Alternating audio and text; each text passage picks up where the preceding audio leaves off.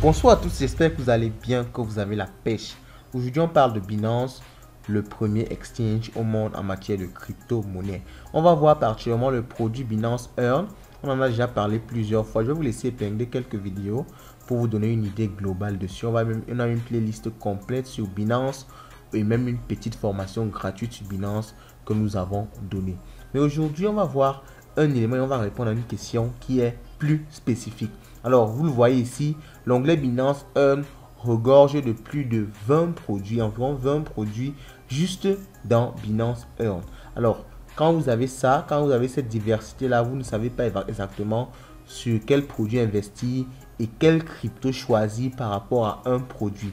Aujourd'hui, on va essayer de faire le filtrage ensemble et on va déterminer sur quel crypto de quel produit investir pour non seulement avoir des rendements intéressants, mais aussi se mettre à l'abri, minimiser au maximum le risque. Let's go.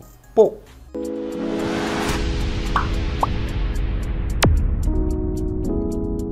Avant de continuer, pour tous ceux qui ont posé la question, Light Quiz c'est chaque dimanche à 19 h.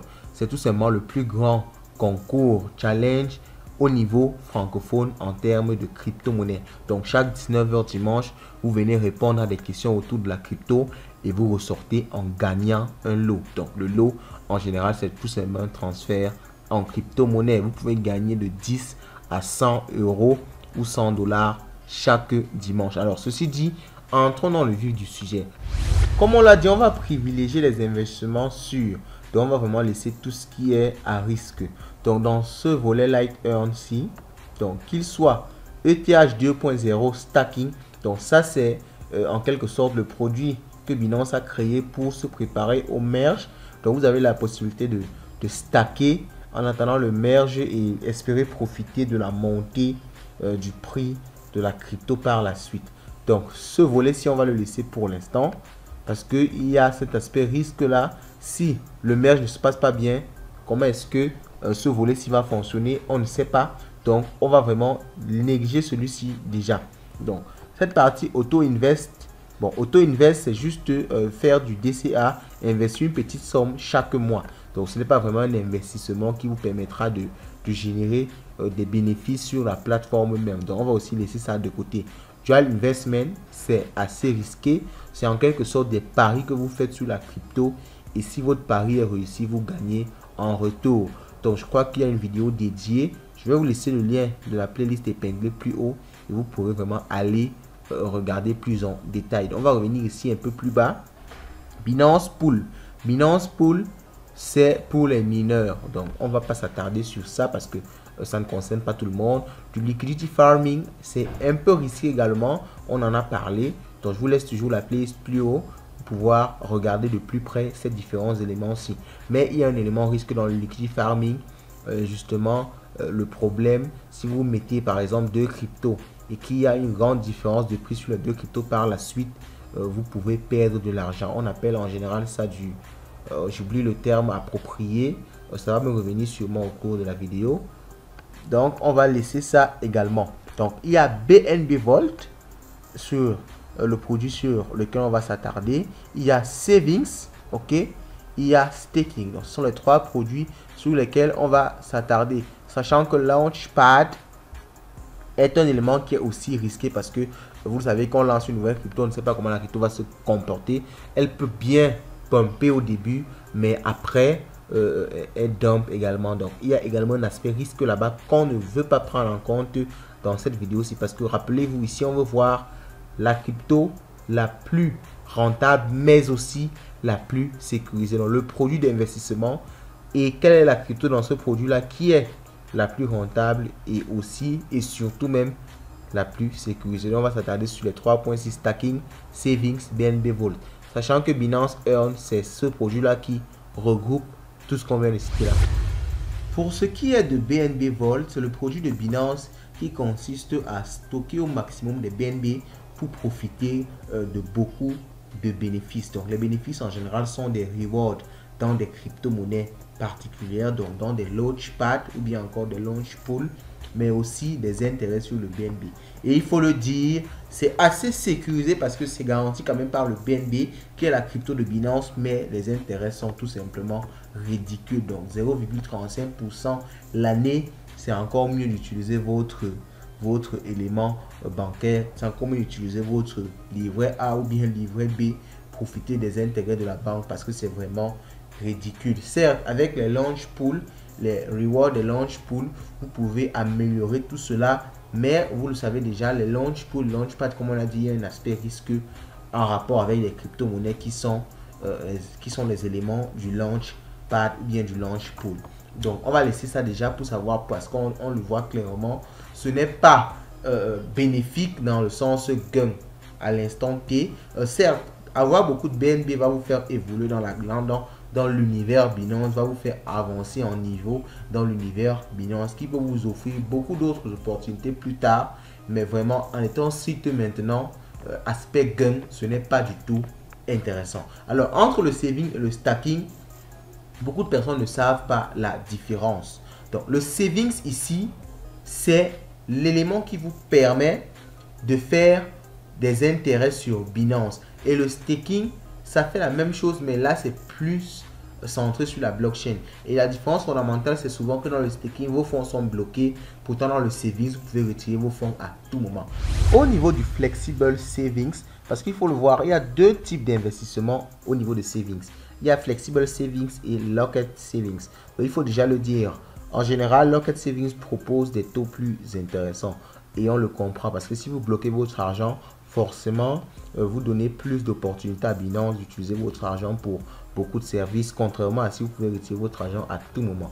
Donc, flexible savings, tous ces pourcentages-là, il faut le rappeler, c'est annuel. Ce n'est pas à l'instant T que vous allez avoir ça ni sur un mois. C'est bien annuel. Si vous voulez avoir votre rendement sur un mois, vous faites la division sur 12 mois ou bien sur 365 jours si vous voulez par jour. Donc, par exemple, pour le TCA2, il faut le rappeler, les éléments ne sont pas classés par ordre. Donc, c'est classé vraiment par crypto-monnaie. Donc, ici, maintenant, c'est à vous de savoir, c'est à vous de savoir juger. Vous devez faire l'analyse entre la pertinence de la crypto-monnaie et le pourcentage qui est offert. Donc, on va essayer de parcourir ici rapidement quelques produits que ça offre, juste histoire d'avoir déjà un aperçu du pourcentage maximal. Donc, on a un élément là qui a 20%. Donc, pour l'instant, le plus grand pourcentage qu'on a pu voir, c'est 20%. Donc, on va essayer de descendre au maximum pour bien vérifier qu'il n'y a pas des éléments qui dépassent ça. Mais en regardant, en observant la tendance, on voit clairement que le pourcentage maximal sur Flexible Savings, c'est de 20%. OK? Donc, c'est de 20%. Alors, on descend encore un peu plus bas. Et vraiment, c'est autour de 20%, c'est le pourcentage maximal. Sinon, le pourcentage moyen, c'est dans les 52%. Donc, alors, essayons de regarder les deux cryptos qui ont 20% très rapidement. On va faire une application, une analyse rapide. Donc, le GMT, c'est la crypto de Stephen, le token gouvernance de Stephen. Et il faut le dire, il est quitté de 4% il est quitté de 4 dollars à moins de 1 dollar ces derniers mois-ci. Donc, on comprend que, certes, c'est le bear market, il faut bien le savoir, mais même avant le bear market, Stephen avait un problème de liquidité, avait un problème de nouveaux arrivants dans le jeu, ce qui a plombé la crypto-monnaie. Donc, ces 20% sont certes intéressants, mais au niveau de la crypto-monnaie et de par son comportement, on ne peut pas vraiment dire que c'est cette crypto-monnaie-ci qui est le meilleur élément dans lequel investir. Alors, même chose pour AXX, qui est également la crypto du jeu Axie Infinity, donc qui a également subi beaucoup de changements. Donc, côté analyse fondamentale, ces cryptos-là ne sont pas vraiment des cryptos sur lesquels on va vraiment donner toute notre force ou bien toute notre énergie.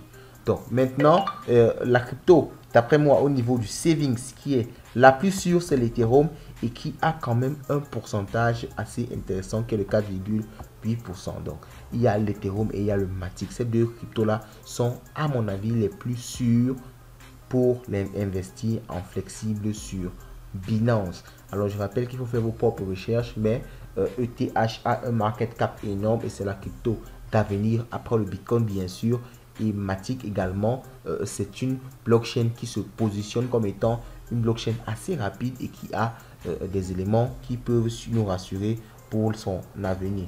Donc, par rapport à ça, vous avez déjà mes deux choix ici. Certes, on va revenir à la fin pour différencier et choisir vraiment l'élément à privilégier au maximum dans la partie Flexible Savings. Alors, revenons maintenant au niveau de Locked Savings.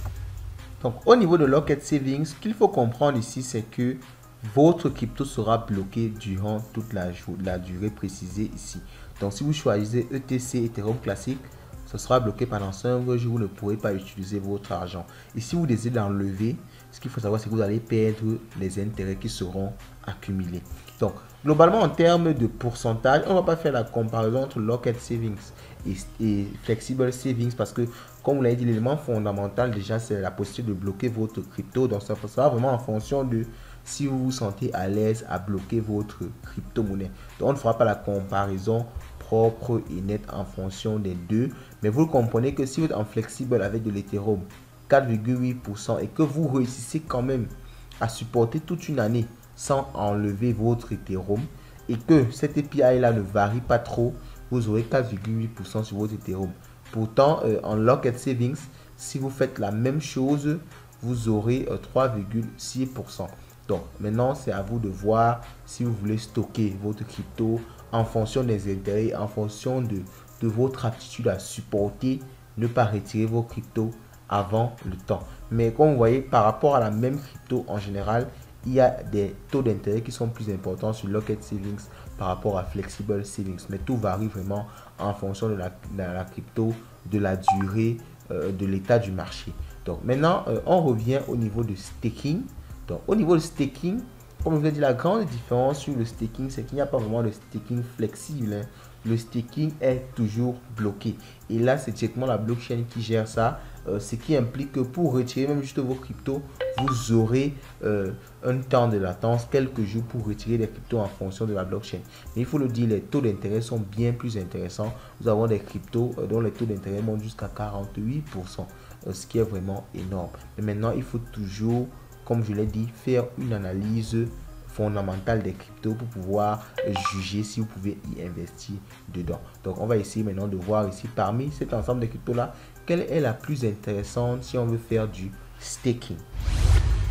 Lorsque l'on parcourt très rapidement les éléments qui sont dans Locked Staking, il y a de très bons taux. Alors, par exemple, l'OM est à 48%, 22%. Il y a des très bons pourcentages partout.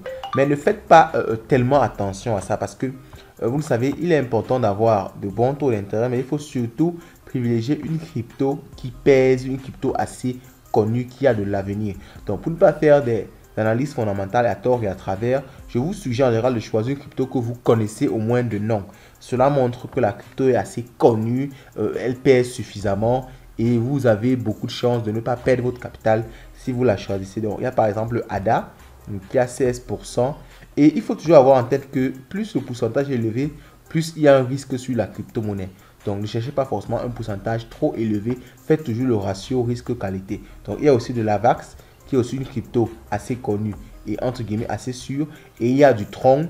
Et pour moi, le Tron, ici, dans toute cette liste-ci, c'est la meilleure crypto qui a le ratio rentabilité et en même temps sécurité. Donc, on peut regarder par exemple le graphique du Tron. Donc, on peut regarder le Tron sur 3 mois. OK. On peut regarder le Tron sur 3 mois. On voit que le Tron a chuté avec le bull market. Mais depuis sa chute, il est plutôt constant. OK. Depuis sa chute, il est plutôt constant. On le regarde sur 1 an. Et vous voyez, depuis sa chute, le Tron est plutôt constant. C'est vraiment une des cryptos qui a le mieux résisté au bull market. Donc, c'est vraiment un projet assez solide. Donc, le Tron, on quitte donc là avec 3 cryptos en tête. Vous vous rappelez de ce qu'on avait choisi au début. Le Tron, l'Ethereum et le Matic. Et en fonction de leur pourcentage en flexible ou en locked staking, moi je pencherais plus sur du Tron si j'ai un capital assez important. Parce que je vois que même dans cette période de baisse, il est plus ou moins stable. Il est plus ou moins stable vraiment comme je le dis là. Il n'y a pas meilleur mot que ça. Et il a un pourcentage élevé sur l'année. Donc moi je viserais pour du Tron et je crois que actuellement le Tron c'est une bonne opportunité sur Binance pour investir. Mais il faut savoir que votre avis pourra changer en fonction de vraiment votre profil d'investisseur. Si vous êtes quelqu'un qui vraiment voulait encore plus limiter le risque, quitte à ne rien gagner, je vous conseillerais de l'Ethereum. Et si vous êtes vraiment au milieu, je vous conseillerais du Matic. Alors si vous êtes vraiment celui qui voulait prendre le maximum de risques, allez-y et prenez tout simplement la crypto qui a le plus haut pourcentage, sachant que haut pourcentage va toujours avec haut risque. Ceci dit, je vous souhaite de passer une bonne soirée. Je vous souhaite d'avoir le maximum d'argent, car comme on dit chez nous, l'argent, c'est une aide de la guerre.